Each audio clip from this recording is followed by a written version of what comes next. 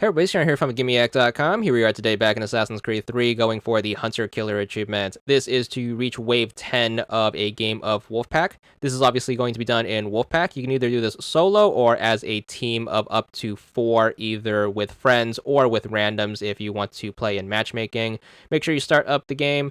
Wolfpack is basically going to be the Assassin's Creed equivalent to Horde mode. You're going to have a time limit that is going to tick down, and you are supposed to kill enemies in order to get more time. So you're going to be assigned a target, and then what you have to do is you have to make sure you find them and then try to assassinate them. You're going to get points depending on the level of assassination. So obviously the game is going to reward you for playing more stealthy, but you do have that timer to keep in mind.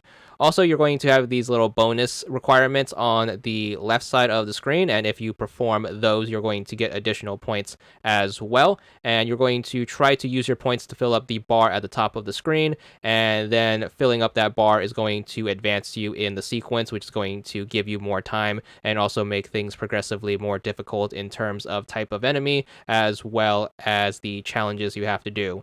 So my best advice is to try to play as stealthy as possible while minding that clock, and also making sure you try to fill out those challenges while trying to get as many high point types of kills as you can. Make sure you try to take advantage of the early game where you're dealing with super weak enemies and super easy bonus objectives, and you should be able to rack up enough time on the clock for when the game does get hard. So the first half of this is going to be pretty easy. Just make sure you take a more stealthy approach. Make sure you try not to run when getting into engagements and only run in between to close the distance, and then try your best to fill up those meters the best you can.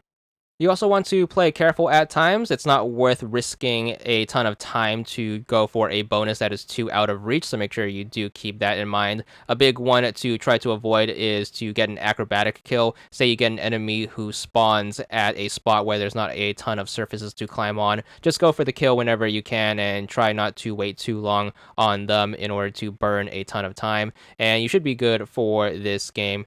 Do keep in mind, if you are struggling with this achievement is going to be way easier in co-op. Even with one other person, it should be super easier. And if you're doing this with 4, it should be a walk in the park. So make sure you recruit some help if you are having trouble. But of course, if you are like me and do not have any friends, you are going to have to sweat this out in solo. But it's nothing too impossible.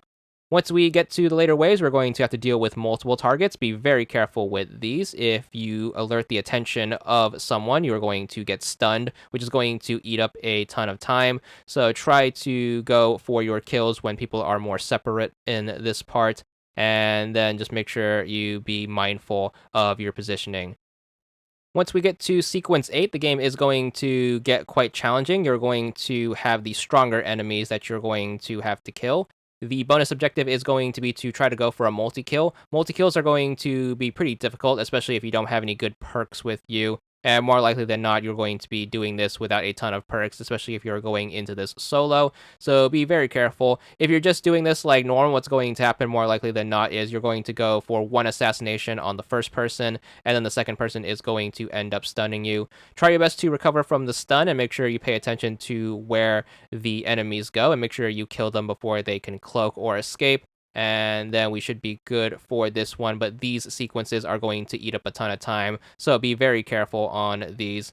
Thankfully, the game is going to be pretty friendly on second chances. If your timer starts to dip near the 30-second mark, the game is going to drop a bonus target, which is going to allow you to get some extra time if you kill them.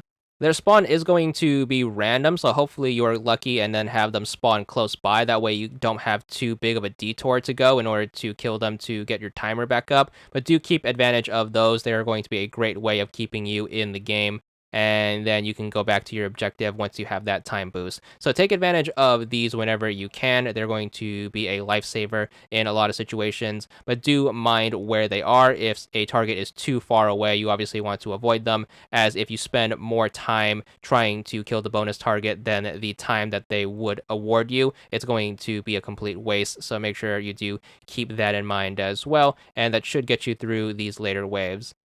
So try to push yourself in these later waves. It can get a little dicey sometimes, but just keep pushing up at it, and then eventually you should reach the end of the sequence.